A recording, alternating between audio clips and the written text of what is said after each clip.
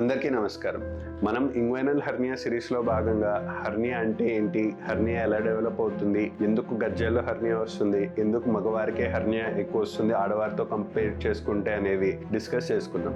ఈ వీడియోలో మనం హెర్నియా వచ్చిన వాళ్ళు అసలు మాకు హెర్నియా ఉందా లేదా అని ఎలా గుర్తించాలి, అండ్ గుర్తించిన తర్వాత ఆ సిమ్టమ్స్ అసలు ఎందుకు వస్తున్నాయి, అండ్ దీన్ని నిర్లక్ష్యం చేసిన వాళ్ళలో కాంప్లికేషన్స్ అయిన రోజు ఆర్ ప్రమాదం జరిగిన రోజు ఎటువంటి లక్షణాలకు దారి తీయచ్చు అనేది డిస్కస్ చేసుకుందాం.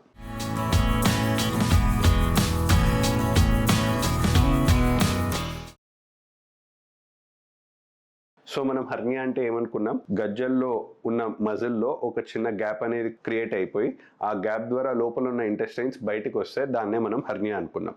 సో ఇప్పుడు లక్షణాల్లో కూడా ఏముంటాయి, వాపు అనేది ఎప్పుడు ఉంటుందా అంటే ఇనీషియల్ స్టేజెస్లో, అంటే హెర్నియా మొదటిగా డెవలప్ అయిన టైంలో మనకు కడుపులో ప్రెషర్ పెరిగినప్పుడు మాత్రమే ఫస్ట్ గజ్జల్లో వాపు వస్తుంది. అదే వాపు వన్స్ కొంచెం పనుకున్నాం ఆర్ రెస్ట్ తీసుకుంటున్నాం, వాపు సైజ్ తగ్గినట్టు ఉండడం కానీ కంప్లీట్లీ మాయమైపోవడం కానీ జరగవచ్చు. ఇవన్నీ అర్లీ స్టేజెస్లో. ఇంకా హెర్నియా చాలా నెలలు ఆరు సంవత్సరాలు ఉండే కొద్దీ గజ్జల్లో మొదలైన వాపు, అంటే గ్రాయిన్ రీజియన్లో మొదలైన వాపు కాస్త స్లోలీ కిందికి జారుకొని స్క్రోటం అంటే కింద ఉన్న సంచి వరకు కూడా వెళ్ళొచ్చు. అండ్ స్టేజ్ అండ్ సివియారిటీ బట్టి కొందరికి స్క్రోటం లోపలికి వెళ్ళినా కొంచెం వాళ్ళు పనుకోగానే గ్రావిటీ వల్ల బయటికి వెళ్ళినవి తిరిగి లోపలికి వెళ్ళిపోతుండొచ్చు. అదే ఇంకొంచెం అడ్వాన్స్ అయిపోయి ముదిరిన వాళ్ళకి ఆ స్క్రోటంలో ఏర్పడిన వాపు వాళ్ళు పనుకున్నా ఏం చేసినా కూడా వాపు సైజ్ అంతే ఉండొచ్చు. ఫస్ట్లో వెళ్ళిపోతూ ఉంటుంది, బట్ అడ్వాన్స్ అయ్యే కొద్దీ వెళ్ళడం కూడా ఆగిపోయే ఛాన్సెస్ ఉంటాయి. ఇవి జనరల్లీ హెర్నియాలో సైన్స్ అండ్ సిమ్టమ్స్ అంట, అంటే ప్రమాదం చేయకుండా వచ్చే లక్షణాలు. అయితే ఇదే హెర్నియాలో మనకు కాంప్లికేషన్స్ అంటే ప్రమాదాలు ఆర్ డేంజర్స్ ఏం జరగచ్చు అని చూసుకుంటే, మనకు హెర్నియా అంటే ఏమనుకున్నాం, హోల్ ఉంది, హోల్ నుంచి ఇంటెస్టైన్స్ వెళ్తున్నాయి, మళ్ళీ మనం పనుకున్నప్పుడు కానీ రిలాక్స్ అయినప్పుడు ప్రెషర్ పెట్టినప్పుడు లోపలికి వెళ్ళిపోతున్నాయి అనుకుందాం.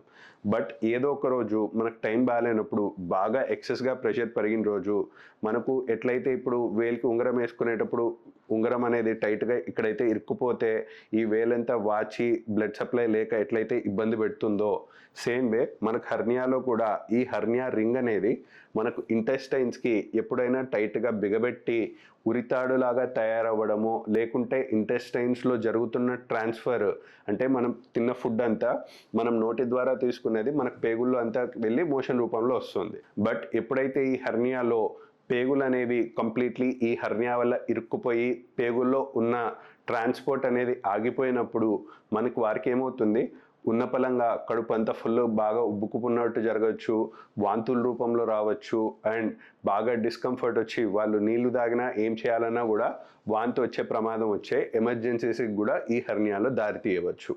సో ఫస్ట్లో జస్ట్ వాపు వచ్చిపోయేంత సింపుల్గా సిమ్టమ్స్ ఉంటాయి, కానీ ఇదే హెర్నియా కనుక నిర్లక్ష్యం చేసినట్లయితే కొందరికి చాలా డేంజర్స్, అంటే మనకి ఇక్కడ పేగుల్ని అడ్డగించడము, లేకుంటే పేగులకే బ్లడ్ సప్లై కంప్లీట్లీ కట్ అయిపోయేంత ఎమర్జెన్సీ కూడా దారి తీయవచ్చు. ఒకవేళ పొరపాటున ఈ ఎమర్జెన్సీస్ గనక జరిగితే మాత్రం మనం పేగుల్ని కూడా కత్తిరించాల్సినంత సివియర్ సర్జరీస్ కూడా మనకు అవసరం పడుతూ ఉండొచ్చు. సో అందుకే హెర్నియాని నిర్లక్ష్యం చేయకుండా అర్లీగా కనుక్కొని అర్లీగా మనం ట్రీట్మెంట్ చేసుకుంటే బెస్ట్ రిజల్ట్స్ అనేవి ఉంటాయి.